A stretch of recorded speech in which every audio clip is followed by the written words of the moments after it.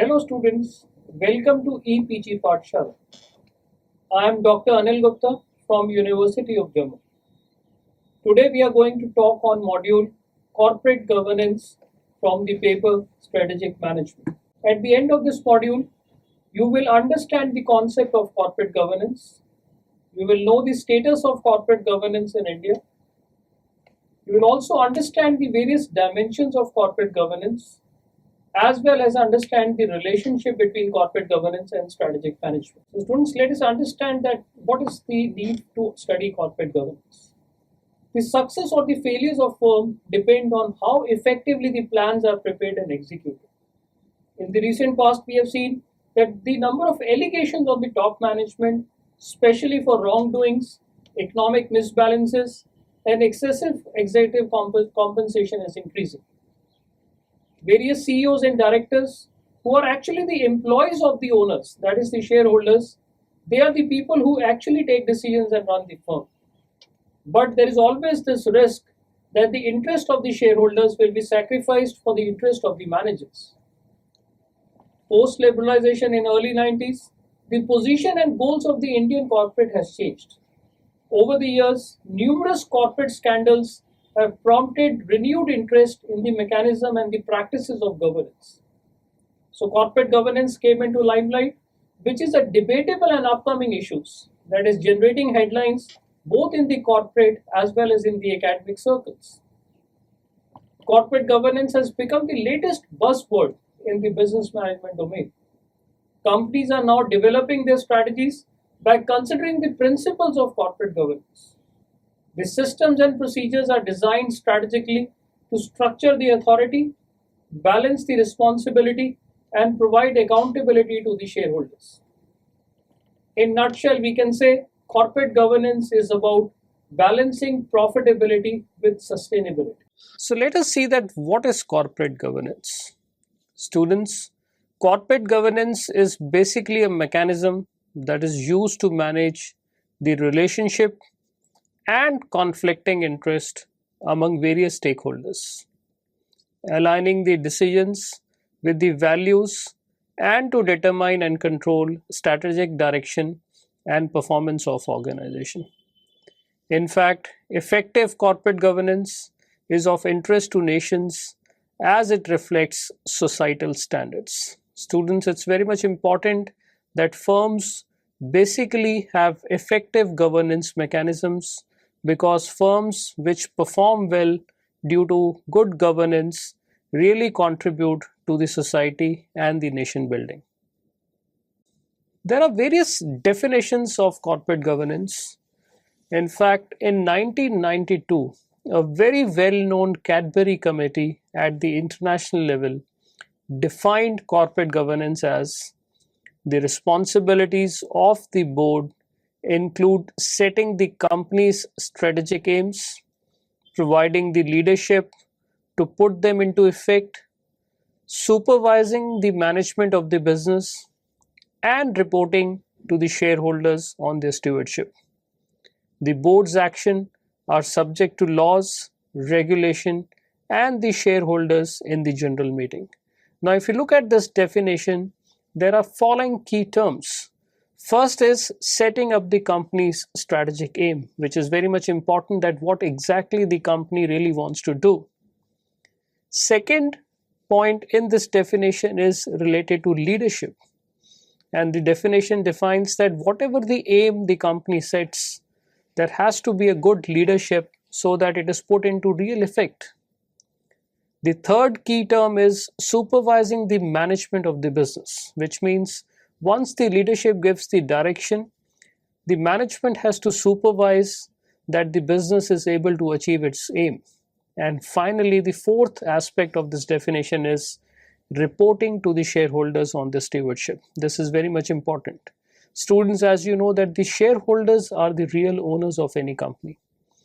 And it is the responsibility of the board of the company to report back to the shareholders that what exactly the company has been doing, what it has been able to achieve, and what is the future course of action. Another definition was given by OECD principles, which defines corporate governance as that corporate governance involves a set of relationships between the company's management, its board, its shareholders, and other stakeholders. In fact, corporate governance also provides the structure through which the objectives of company are set and the means of attaining those objectives and monitoring performance are determined. Students, if you look at this definition, it talks about the relationship between whom? Number one, company's management. Number two, its board, which is responsible to give the leadership direction. Its shareholders, that is the owners of the company, and other stakeholders. The other stakeholders basically means that the society in general is also one of the stakeholders in any company. And the role of corporate governance is to give a proper structure through which the company's objectives are achieved. Subsequently, in India also, the issue of corporate governance came into picture, specifically after the famous Harshad Mehta scam way back in early 90s. Then the SEBI constituted a committee by the name of Kumara Mangalam Committee. And when the committee submitted its report, it stated that the committee is of the view that the non-executive directors, that is those who are independent and those who are not, help bring an independent judgment to bear on board's deliberation, especially on issues of strategy, performance, management of conflicts, and standards of conduct. Students see that in this definition, the committee played a very critical role of the non-executive directors, which means directors, those who are independent and they don't have any interest whatsoever in the working of the firm. And the committee deliberately said that an independent view or an independent judgment on issues pertaining to strategy, performance, conflict, and conduct is very much important. Why this independent view? Because if there is an independent view, the directors, specifically those who are non-executive directors, can actually align the company and ensure that whatever the firm does is in the interest of all the stakeholders in large. Now, there are various principles of corporate governance which are to be kept in mind. Number one, sustainable development of all the stakeholders. Students, we all know that companies are formed to generate profits, but merely generating profit will not help the society at large in the long run. Therefore, whatever the company does, there has to be development of all the stakeholders, and this development should be of sustainable in nature. That means there has to be continuity of purpose. Number two principle is effective management and distribution of wealth. That whatever wealth the firm is able to generate, it should not be accumulated to only few people, which means that whatever wealth the company generate, it should actually percolate down to majority of people, if possible to the employees. All the shareholders should actually get the benefit of the wealth, and at last the society should also gain.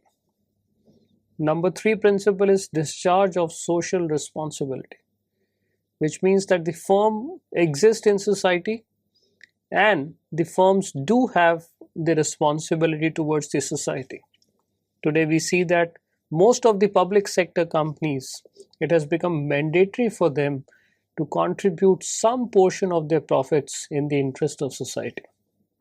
The number four principle is application of best management practices, which means that it's the responsibility of the board and the management to introduce best management practices.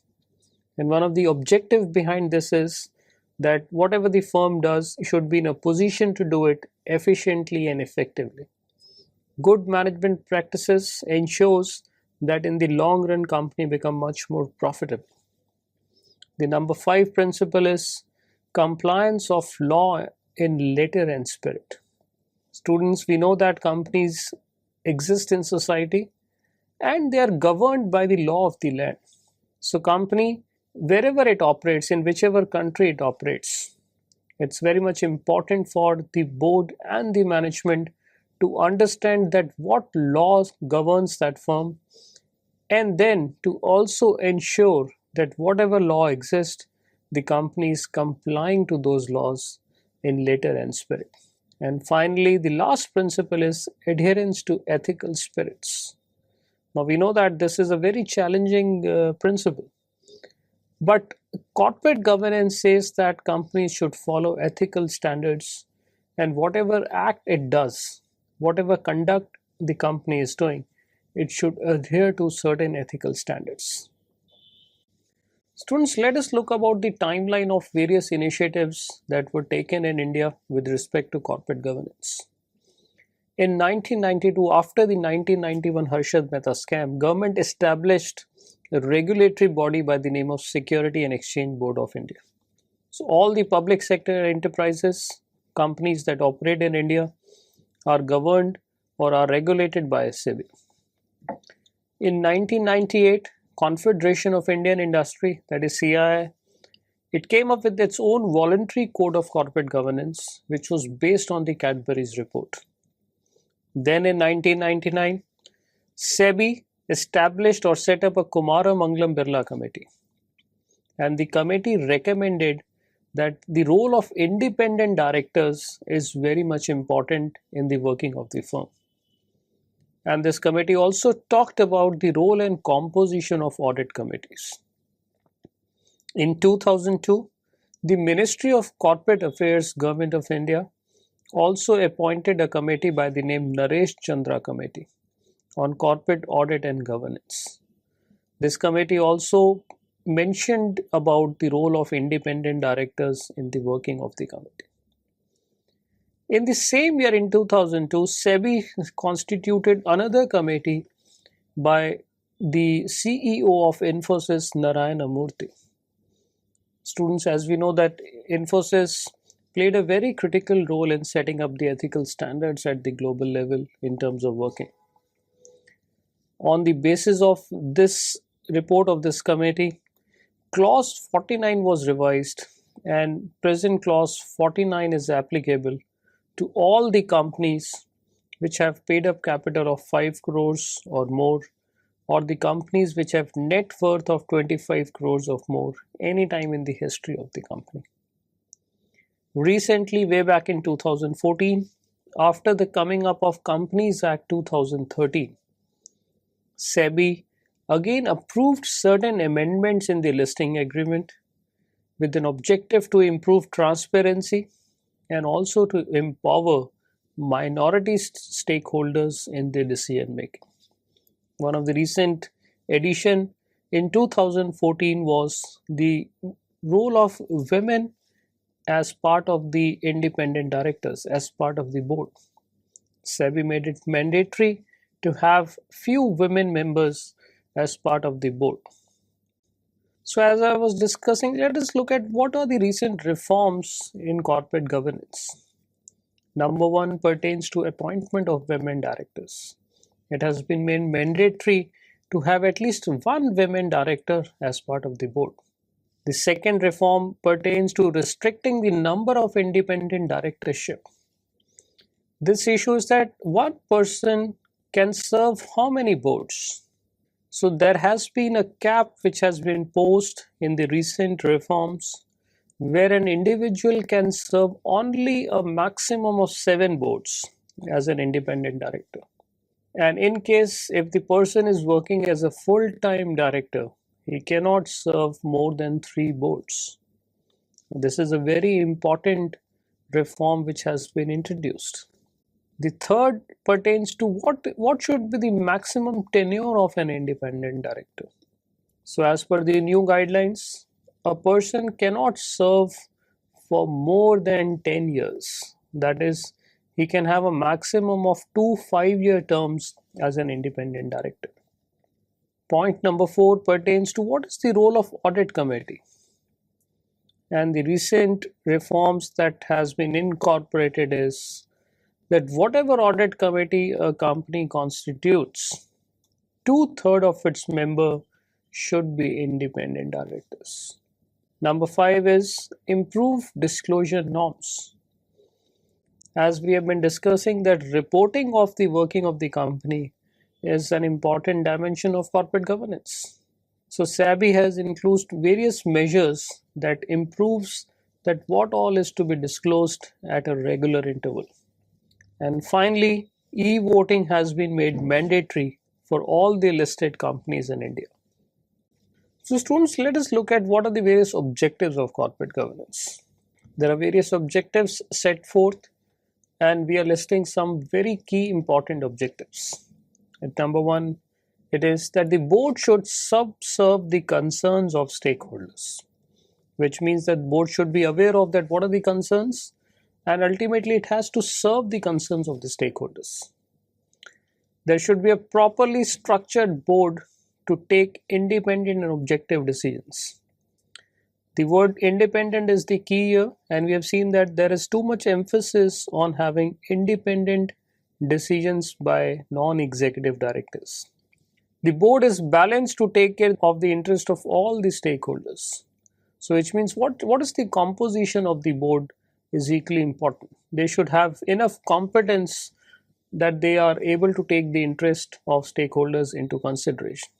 There should be transparent procedures and practices which are adopted for taking decisions, which means whatever decisions the board takes, it should be based on the strength of adequate information, which means it's the role of the management to provide continuous information to the board so that they're able to take right decisions which are in the interest of the shareholders and the stakeholders. The next point pertains to keeping the stakeholders informed of material developments in the company. Reporting practices, disclosure norms are an essential dimension of any good corporate governance practices. The board gets the mechanism for effective and regular monitoring of the management. Students, as I was telling, that the role of management information system is very important for effective governance of any firm. So therefore, the company should establish a good MIS system that provides continuous information to the board. Last but not the least, that the board remains in effective control of the affairs. That is, the objective of the board should be to take the organization forward, maximize long-term values and shareholders' wealth. Companies exist so that they are able to grow in the long run. And it is the responsibility of the board to have a clear-cut vision about the future of the firm. The governance mechanism should ensure that everybody gains in the long run. When I use this word everybody, it not only means that the shareholders get the benefit, but all the stakeholders should ultimately get benefit out of the working of the company. Now let us understand what are the elements of good corporate governance. The board should be transparent in policies, processes, and should be independent.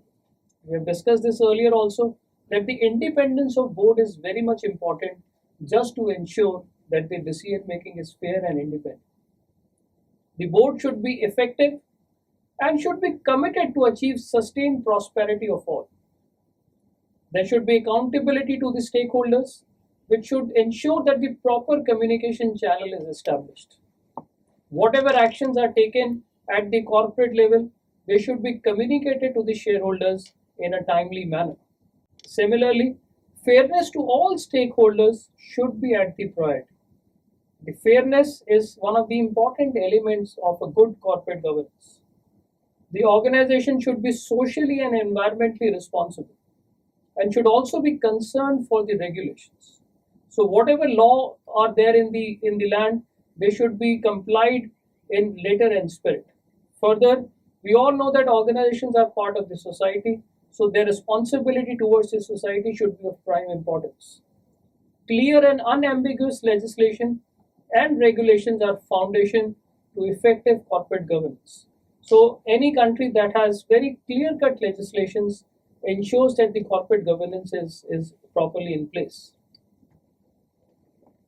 Clear objectives, appropriate ethical framework, clear demarcation of responsibility and accountability, and establishing clear boundaries for acceptable behavior is an important element of corporate governance. The ethical practices and their codes should be explicitly prescribed, and whatever conduct is desired should be communicated and clearly understood and followed by each member of the organization. So, the long term corporate strategy should also document the objectives of the company along with the achievable and measurable performance targets and milestones. The audit committee should coordinate with the management, internally, and statutory auditors. We all know that audit committee is one of the important aspects of a good corporate governance mechanism. The audit committee should review the adequacy of internal control and compliance with significant policies. Again, as we discussed earlier, in the recent reforms, the independence of audit committee is equally important. Risk, being an important part of any corporate governance, should be clearly identified and analyzed by taking measures. A proper mechanism should be developed and reviewed at regular intervals. A vigil mechanism and the whistleblower policy should be formulated that helps the employee in reporting about unethical behaviors, any actual or suspected frauds, or violation of company's code of conduct. Students, we have recently discussed about the elements of good corporate governance. There are key issues which we should know to understand the concept of corporate governance better. The first pertains that there has to be a separation of ownership and control. Any company is made up of two organs. One, it is the board of directors, and second is the shareholders.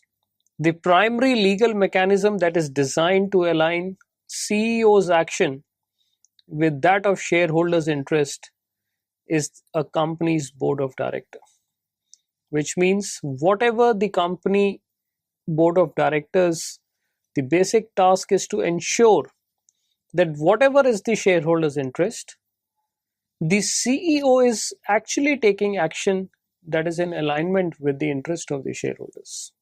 The board is elected by shareholders. They are responsible to ensure that CEO behaves in a way that promotes shareholders' interest, which means that the chief executive officer of the company should only take actions that are in the large interest of the shareholders. So students, there is an agency relationship. So whatever is the relationship between the owners of the company and the managers, those who are managing the task of the company, there is always an agency relationship between them. The owners are basically the principals, and the decision makers, that is the management, they are basically the agents. And these decision makers, including the chief executive officer, they're hired to manage principals' operations and maximize return on investment. Students, understand that why do shareholders invest money in any business? Their basic objective of investing money in any business is to maximize their returns. And it is the job of the management, including the CEO, to ensure that the operations undertaken by the company help to maximize the returns on the investment of the shareholders. So which means there is a separation of ownership and managerial control. But there it can be problematic. Why it can be problematic? Because the principals at times could have different objectives, and the agents who are actually running the business or who are actually running the operations of the business could have different objectives. So whenever there is a clash of objectives, there is a possibility of misconduct, which the board has to ensure does not happen in the long run. So it is difficult for principals to know beforehand which agent will act opportunistically. There is quite a possibility that the agent or the managers and the chief executive could ultimately do certain acts which can turn out to be opportunistic. So therefore, the governance and control mechanism that are put into place just prevents the agents from acting opportunistically. So this is the role of the board of any company just to supersede and just to supervise that nothing of this type really gets into picture. The famous scam of Renbaxi way back in 2004 is a perfect case of systematic fraud, as the company was exposed to risk by manipulating the data that was submitted to the regulators. So students agents can do such kind of task, but it's the responsibility of the board to see that such things do not happen. The corporate governance failures manifested in the board's failure to detect fraud, absence of adequate risk management, and unethical culture. So let us understand that what is the relationship between agency cost and governance mechanism. Since agency cost is basically the sum of incentives, monitoring, enforcement, and individual financial losses incurred by the principal, because the governance mechanism cannot guarantee total compliance by the agent. So if the governance mechanism is poor and it does not ensure total compliance, there can be various costs in terms of the losses or monitoring enforcement that really turn up. So in general, the managerial interest may prevail when the governance mechanism is weak, as is exemplified by allowing the managers a significant amount of autonomy to make strategic decisions. On the other hand, if strong governance mechanisms are used, the firm's strategy should better reflect the interest of the shareholders. So let us talk another issue which pertains to ownership concentration. Now, students, at times it's important to see that who really owns a business, how many shareholders really control majority of shares of the company. So in case there are large block shareholders, and the percentage of share basically defines ownership concentration. And if few shareholders really own majority of the shares of the company, that is not a good indication, because ownership concentration as a governance mechanism has received considerable interest because large shareholders demanding to adopt effective governance mechanism to control managerial decisions. This can be good as well as bad. Why? If the concentration, ownership concentration is high, and if their interests are not in the interest of the large society at large, it can result in poor governance. And this is one of the biggest challenge and issue of corporate governance in India. Why? Because the ownership basically lies in the hands of few founding family members, which means in real sense, even though it's a public listed company, majority of companies reflect that there are shareholders which really govern the company. There is an independent board which is also reflected. There is a management which takes care of the action of the company, but still, if the majority of shares are in control of few family members, the real working of the company will never be independent. So this issue of ownership concentration is an important dimension of corporate governance which needs to be looked into in any specific country. Similarly, from ownership concentration, the issue of executive compensation has also received attention by the various policy makers.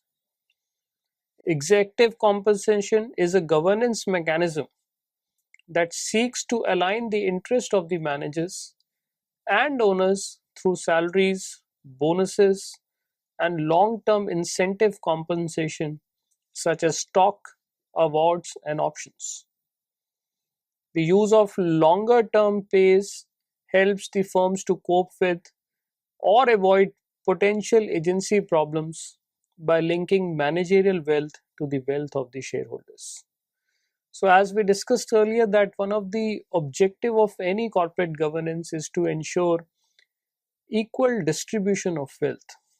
So the major concern is that how much compensation is actually going to the manager's CEO, which becomes part of the executive compensation, and how much wealth are these managers able to generate without actually compromising the long-term wealth of the shareholders. Students, it's important to understand that executive compensation directly affects the profitability of any company. And we know that ultimately the shareholders basically divide the profit among themselves. So if the executive compensation is exorbitant, which is not in line with the real working of the company, it ultimately or negatively affects the overall wealth of the shareholders.